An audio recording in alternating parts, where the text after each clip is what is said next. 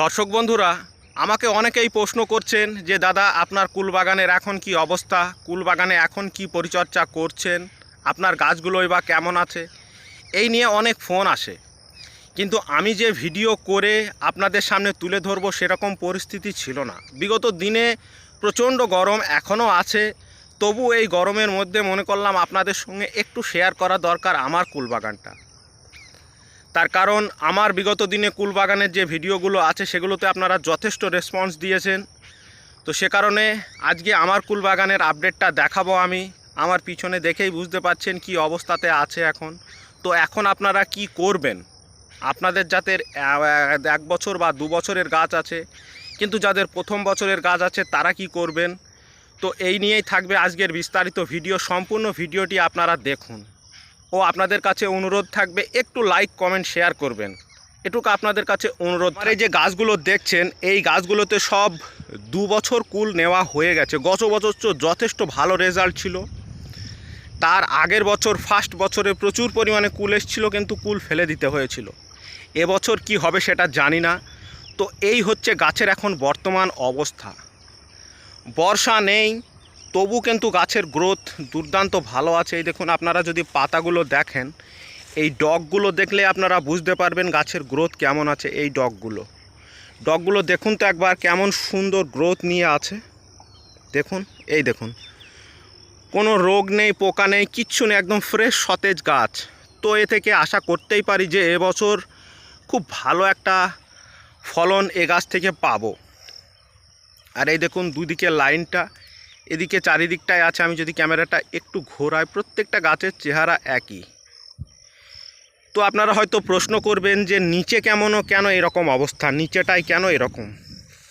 তো আপনারা জানেন এই জমিতে তিল বোনা ছিল। এই দেখুন তিল, তো এই তিল বোনা ছিল টোটাল জমিতে। কুল গাছ যখন কেটেছিলাম আপনারা দেখেছিলেন যে তিল বোনা ছিল। সেই তিল থেকে আমি এই জমি থেকে মোটামুটি 2 কুইন্টালের ওপরে আমি তিল পেয়েছি।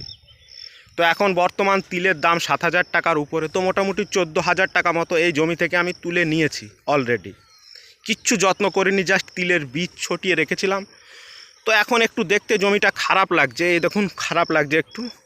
কিন্তু এটা আশা করছি যদি বর্ষা হয়, তো এই যে আমি পুড়িয়ে দিয়েছি এই ঘাসগুলোকে, তো এগুলো পচে যাবে। তো পচে গেলে অনেকটা তখন আবার সুবিধা হয়ে যাবে, আর হাঁটা চলাফেরা হবে এখন, তো বেশ ভালো হবে। আর এখানে কাঁঠাল গাছ লাগানো ছিল আমার। এই দেখুন কাঁঠাল গাছ, এই দেখুন কাঁঠাল গাছগুলো, এই দেখুন একদম সতেজ কাঁঠাল গাছ। এখনও কিচ্ছু করিনি। এই দেখুন গোড়া দেখুন, কিচ্ছু করিনি এখনও। এখন এই গোড়া আমি চারিদিকটা খুঁড়ে এগুলোতে খাবার দেব। আর এই যে ডালগুলো আছে, এই ডালগুলো এখান থেকে কেটে দেবো, কিছুটা কাটবো এই ডাল, যাতে এই গাছটা অনেকটা হয়। দেখুন একদম উপরে চলে এসছে, যাতে কিছুটা ফাঁকা হয়। তো এই কাজগুলো এখন করব। এই দেখুন সব কাঁঠাল গাছগুলো লাগানো আছে, এই দেখুন। তো এটা আমি এক্সট্রা লাগিয়ে রেখেছিলাম, তিল বুনেছিলাম, তিলের ভিতরেই কাঁঠাল গাছ লাগিয়েছিলাম। এখনও কাঁঠাল গাছগুলো সম্পূর্ণ সতেজ ও ভালো আছে। তো অনেকেই কাঁঠাল গাছ নিয়ে অনেক রকম কথা বলে থাকে যে কাঁঠাল গাছে এই পরিমাণ জল দিতে হবে, এই করতে হবে, সেই করতে হবে, না হলে মরে যাবে। কই, আমার গাছগুলো তো কিচ্ছু হয়নি। এই দেখুন একদম সতেজ আছে। তো যাই হোক, এ নিয়ে পরবর্তীতে আমি একটা ভিডিও বিস্তারিত আনবো এই কাঁঠালের জালিয়াতি চক্র নিয়ে। আপনারা দেখলেন, কিন্তু এখন আপনাদের কাছে যে বিশেষ সমস্যাটা হবে সেটা এখন কি পরিচর্যা করবেন। কারণ আর কিছুদিনের মধ্যেই গাছে হয়তো একটা দুটো মুকুল দেখা দেবে। তো এখন এই পরিস্থিতিতে আপনারা যে পরিচর্যাগুলো করবেন সেগুলো অবশ্যই আপনাদের একবার দেখিয়ে দেব। যারা এবছর প্রথম গাছ লাগিয়েছেন তাদের গাছটি ধরুন একটি ডাল এরকম গাছ হয়ে আছে, এরকম একটি ডাল হয়ে আছে। তো তাদের কিচ্ছু করার দরকার নেই। আপনারা গাছকে যথাযথ পরিমাণে খাবার দিন এবং গাছকে ভালো করে যত্ন করুন, খুঁটি দিয়ে বেঁধে রাখুন। তার কারণ গাছকে এখন যদি আপনি না বাড়াতে পারেন, তাহলে সেই গাছ থেকে ফলন কি পাবেন। গাছকে যথাসম্ভব আপনাকে বাড়াতে হবে। সেজন্য যে কোনো খাবার, যে কোনো রাসায়নিক সার মাটি চারিদিকে খুঁড়ে দিয়ে আপনারা খাবার দিন। আর যাদের 2য় বছর বা 3য় বছরের গাছ, তারা কি করবেন, তাদের এখন করণীয়, আপনারা এই যে ডালগুলো দেখছেন ভিতরে, এই ডালগুলো, এই যে সরু সরু ভিতরের ডালগুলো, এগুলো আপনারা সব কেটে পরিষ্কার করবেন। এই দেখুন এই যে সরু সরু ডাল, এই প্রত্যেকটা ডাল, এই সরু সরু প্রত্যেকটা ডাল, ভিতরের দিকে যে ডালগুলো আছে সেগুলো সব কেটে দেবেন। কেটে পরিষ্কার করে একদম এই ভিতরটা যেন আমার অনেকটা পরিষ্কার আছে, একবার আমি কেটেছিলাম, এখনও যেগুলো আছে এগুলোকেও আমাকে কেটে পরিষ্কার করতে হবে।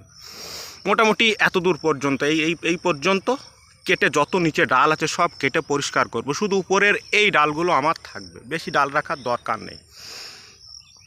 আর গোড়ায় খাবারের যদি কথা বলি, এখন যদি আপনাদের জমিতে এরকম ঘাস হয়ে থাকে তো এখন আর এই ঘাসগুলো কিছু করার দরকার নেই। আপনারা জমি নিচে যে খুঁড়ে দেবেন, কিছু করার দরকার নেই। যদি বর্ষা হয় সেই বর্ষার শুরুতেই আপনারা এই চারিদিকে 10-26 জাতীয় যে কোনো সার আপনারা এই চারিদিকে এইরকম গাছ হলে গাছ প্রতি 500 গ্রাম করে চারিদিকে ছিটিয়ে দিন। যদি বর্ষা না হয় তাহলে জল দিয়ে দিন। তার কারণ এরপর আর সার দেওয়া যাবে না। তার কারণ গাছের গ্রোথ যদি খুব বেড়ে যায় তখন মুকুল আসতে গাছে খুব সমস্যা করবে, বা মুকুল আসবে না, মুকুল আসলেও সেটা ঝরিয়ে দেবে। তাই এখনই খাবারটা দিয়ে দিন, আমিও দেব খুব তাড়াতাড়ি। আর দ্বিতীয়ত, গাছে যদি এখন আপনাদের পোকার আক্রমণ হয়, এই দেখুন এইগুলোতে অলরেডি মুকুল আসতে শুরু করেছে। এই দেখুন অলরেডি এই ডালগুলোতে মুকুল বের হচ্ছে। তো এখন যদি মুকুল বের হয় এটা একটু আশ্চর্যের বিষয়, কারণ খুব অ্যাডভান্স। এই দেখুন প্রত্যেকটা গোড়াতে মুকুল আছে। তো যাই হোক, এ নিয়ে আমি বিস্তারিত পরে বলবো।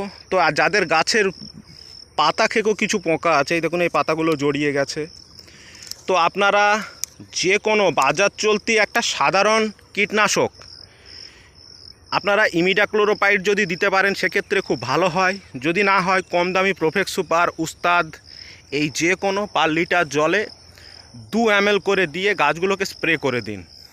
এখন অনুখাদ্য টনুখাদ্য সব কিছু দেওয়ার দরকার নেই, বেশি কিছু খরচ এখন করবেন না।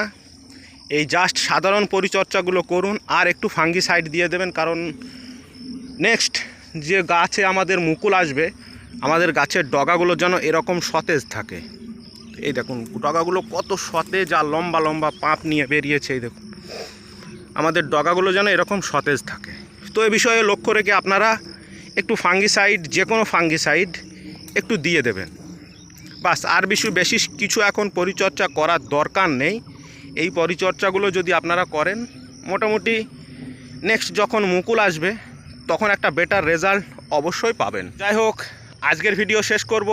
তো আজকের ভিডিও শেষ করার আগে আমার এই ভিডিওটা আপনারা যে যেখান থেকে দেখছেন, আপনাদের ওখানে কি বর্ষা হয়েছে বা কেমন বর্ষা হয়েছে সেটা অবশ্যই কমেন্ট করতে ভুলবেন না।